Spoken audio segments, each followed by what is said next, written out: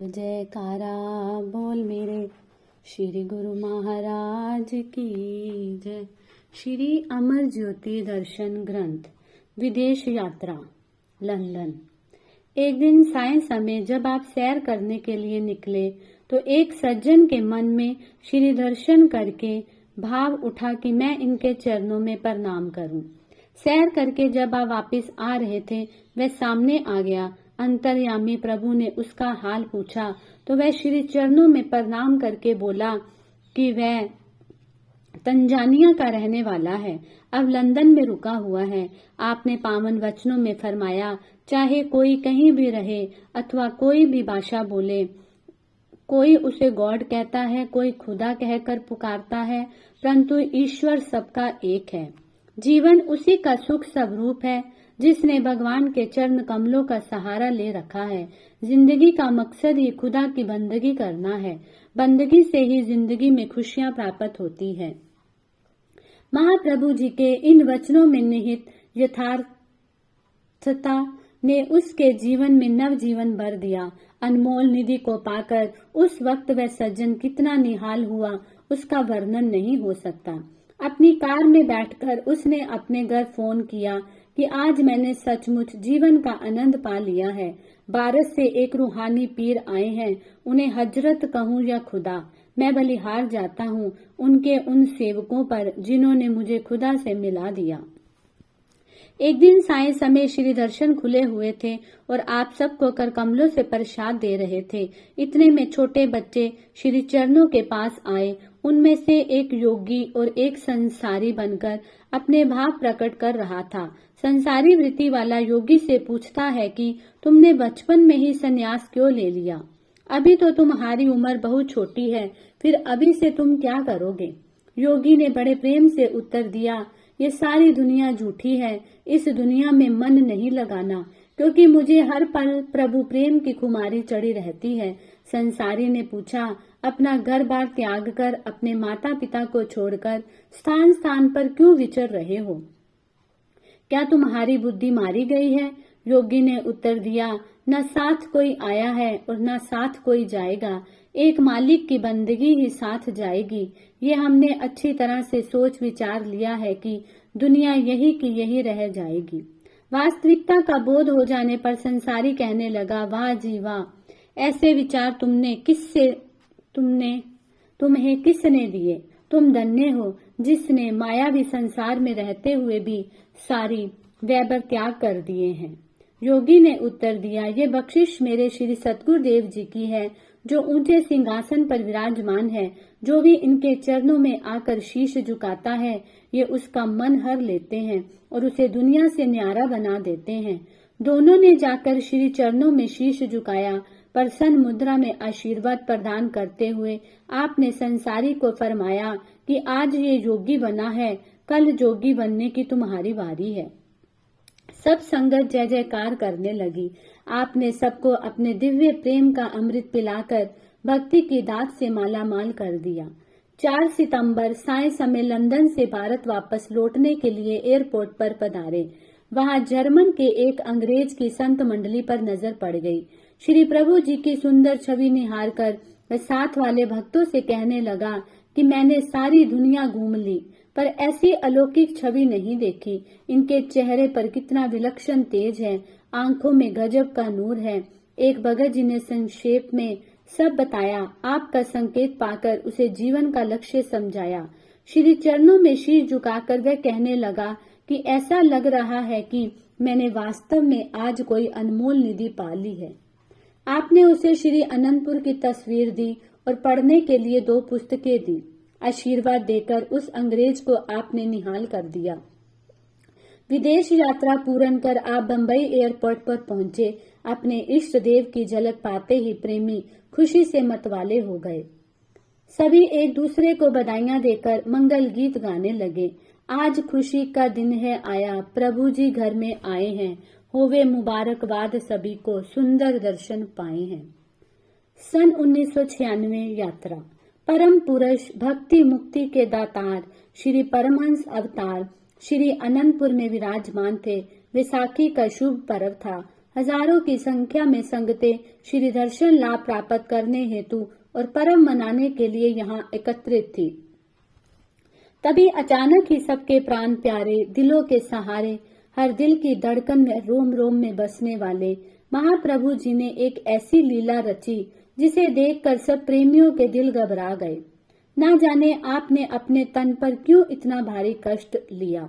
15 अप्रैल को जबकि श्री अनंतपुर संगतों से खचाखच भरा हुआ था, आपकी सेहत सुकुशल न होने के कारण प्रबंधकों और सेवादारों ने डॉक्टरों के परामर्श से चिकित्सा लाभ हेतु विदेश जाने का कार्यक्रम बनाया।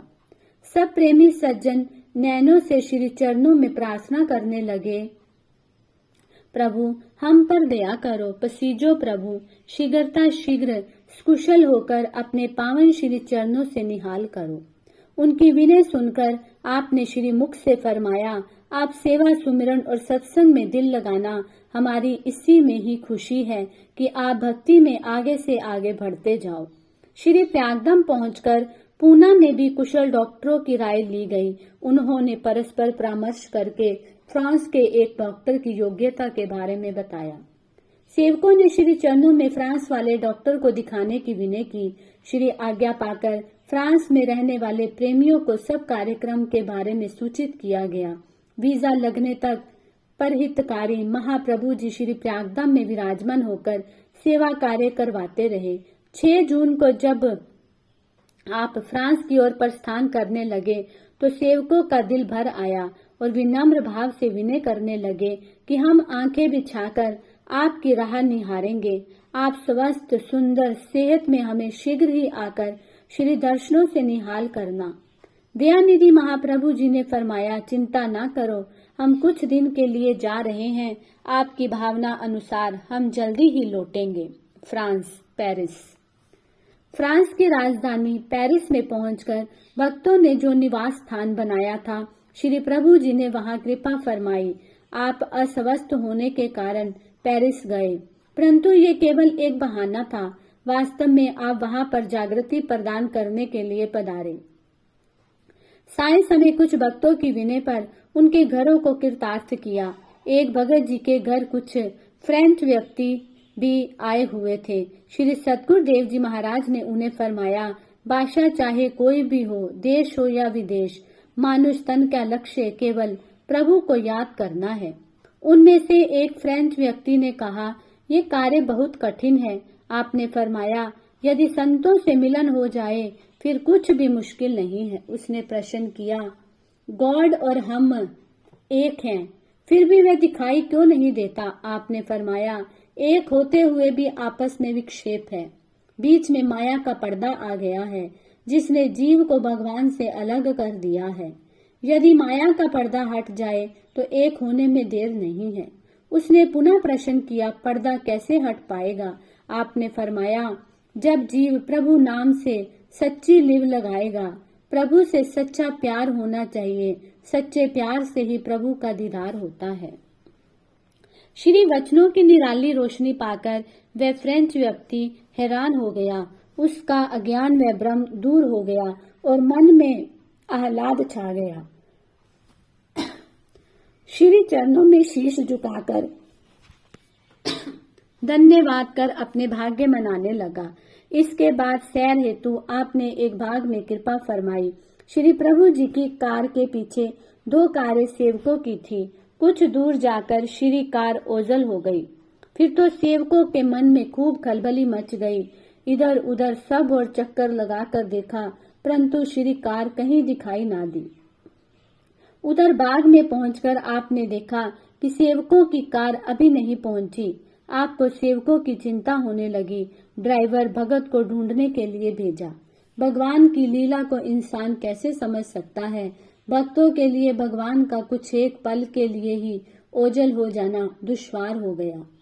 ढूंढते ढूंढते जब उनकी आंखें भर आई तो वह करुण स्वर में पुकार करने लगे, हे दीन बंधु, हे दीनानाथ, आपकी कृपा से हमें शीघ्र ही दर्शन दो। आपके बिना हमारा एक एक पल भारी होता जा रहा है। कृपा कीजिए प्रभु, अब और विलंब ना कीजिए, बस शीघ्र ही दर्शन दीजिए। कुछ ही पल पश्चात ज्यों ही भीगी पलकें उठाकर सामने देखा तो श्री प्रभु जी सम्मुख खड़े मुस्कुरा रहे थे।